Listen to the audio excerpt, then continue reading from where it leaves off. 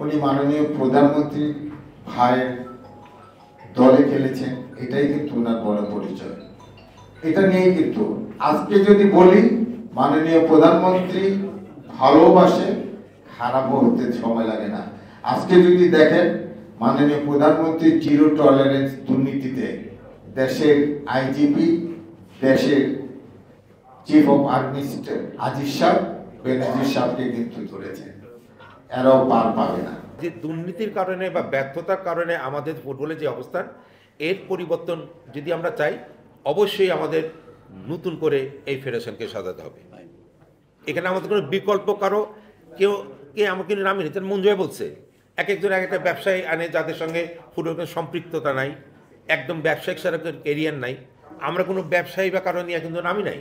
একান্তভাবে যেহেতু পরিচিতিটা আমি পেয়েছি আমার জীবনে যে ফুটবলার হিসাবে, সে সম্মানটুকু রাখার জন্য আমি মনে করি ফুটবল ফেডারেশনকে এই দুর্নীতিগ্রস্ত যারা দুর্নীতির দায়ে শাস্তিপ্রাপ্ত তাদেরকে অপসারণ কিংবা তাদের পদত্যাগ করা উচিত। দুর্নীতি মানে এই না যে আপনাকে নিজেকে টাকা বা পয়সা রাখাইতে হবে। আপনি দুর্নীতিকে প্রশ্রয় দিয়েছেন, দুর্নীতিকে ঠেকাতে পারেন নাই, এবং আপনার প্রশ্রয়টা সংগঠিত হয়েছে। আমি যদি ওনাদের থাকতাম ডে ওয়ানে আমি পদত্যাগ করতাম, কোনো সন্দেহের অবকাশ নাই। এরকম ওনার করা উচিত ছিল না। আমি 16 বছর পরে কারো আর এখানে থাকার ইচ্ছাটা, এটা অন্য কোনো মানে ছাড়া এটা কোনো কারণ থাকতে পারে না। আমাদের সময় আমরা যখন নিজেরা ক্লাব সংগঠন বা খেলোয়াড় ছিলাম, আমরা প্লেয়ার কালেকশনটাই করতাম। বাংলাদেশ ইয়ুথ যখন হতো শেরে বাংলা কাপ, তারপরে ন্যাশনাল চ্যাম্পিয়নশিপ হতো, এইটাই আমাদের ছিল মূল প্লেয়ার কালেক্ট করার জায়গা।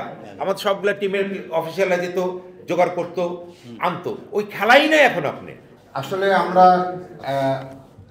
বহুবার চেষ্টা করেছি, বহুভাবেই আমরা মাননীয় মন্ত্রী মহোদয় এবং আমরা প্রধানমন্ত্রীর কাছেও আমরা অনেক কিছু, এবং দুর্নীতি কমিশন সব কিছু আমরা হাঁটাহাঁটি করেছি।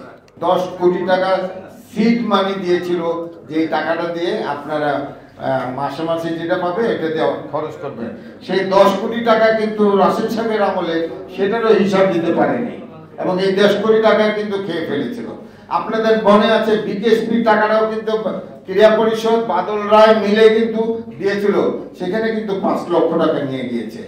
আর যেগুলি কথা বলতেছি, যে সালাউদ্দিন শাহ একজন ফুটবলার, লিজেন্ডারি সবকিছু, ওনার কিছু আছে তুরিতে কাজ হয়।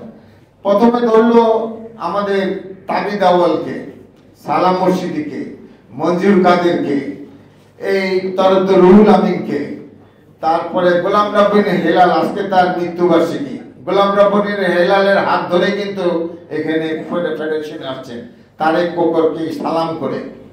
96 সালে আমি গাফফার তাকে ভাইস প্রেসিডেন্টের জন্য মাননীয় মন্ত্রী মহোদয় বলেছিলেন, আজকের আমাদের সাধারণ সম্পাদক।